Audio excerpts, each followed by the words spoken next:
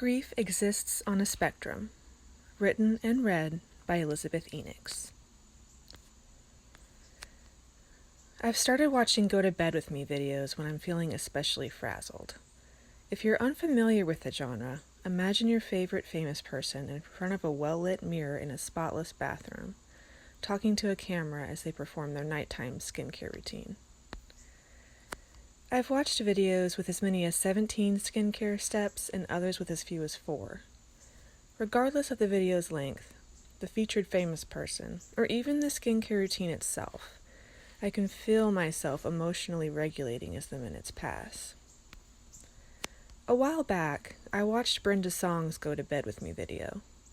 There's a moment when she mentions applying skincare products in an upward motion, and I'll be damned if she didn't transport me to a childhood memory of a friend telling me the same thing. You're always supposed to go up with it, and anything you put on your face, you should put on your neck too, my friend tells me. We're standing in her bathroom. She's showing me the limited amount of beauty products she's permitted.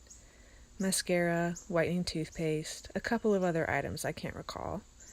She wants an eyelash comb and an eyelash curler. She's not allowed to use those for some reason. And now I want them too. I'll buy both items later with some of the money I've earned from cleaning houses. And for the rest of my life, I'll use an eyelash curler every time I apply mascara.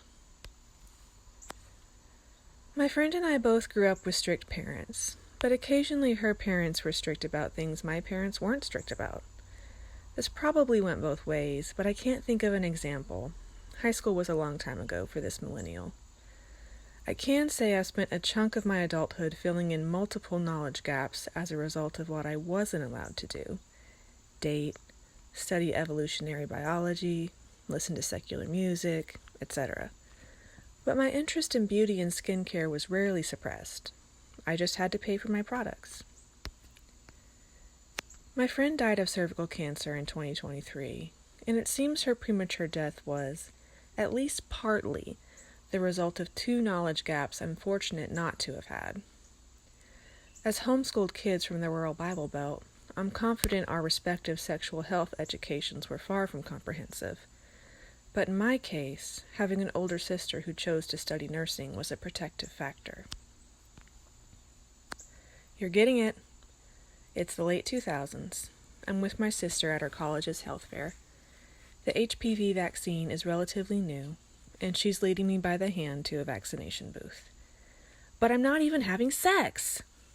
I don't care. You're getting it, she insists. I'll get the first of 3 shots that day. Before I leave the health fair, my sister will stuff a handful of condoms in my bag.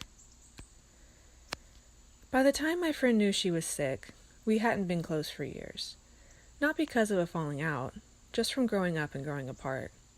Even so, I can't stop thinking about how 2 knowledge gaps, the importance of cervical cancer screenings and the health benefits of vaccinating against HPV, are essentially what killed her. I'm angry about it. I'm sad. It scares me a little too. What you don't know absolutely can hurt you, it turns out. It might even kill you.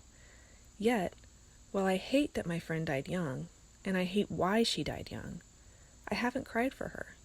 I don't know if I ever will, and I've decided that's all right.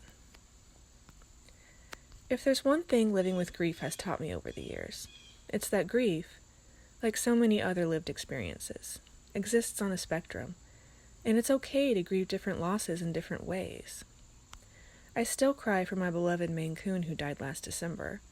He was my companion for nearly 15 years, and I don't think I'll ever stop missing him. My grandparents died years ago, and I still cry for them sometimes as well. My grandpa was one of the few men I always felt safe with. My grandma was always there for me when I needed her. Conversely, I'm finding that grieving someone I used to know is not unlike grieving someone I used to be, a version of myself I've long since lost touch with and don't particularly miss. It's a very different kind of loss. I've been considering hosting some kind of memorial for my friend who died, but our mutual childhood buddies are spread out all over the United States. If I managed to organize a virtual memorial, I'm not sure what I would say about my friend's adult life. I know she had children, and I know what caused her death, but that's about it. I could take a road trip to leave flowers on her grave, but I'm not sure if she was buried or cremated, and I'm not close with her parents or siblings. I guess that's why I wanted to write this essay. I don't know how else to honor her. Since I watched Brenda's Songs Go to Bed With Me video, I've been thinking of my friend every time I apply face cream and mascara. I don't know if I'll ever be able to do my skincare routine or my eye makeup without remembering her. For now, maybe that's enough.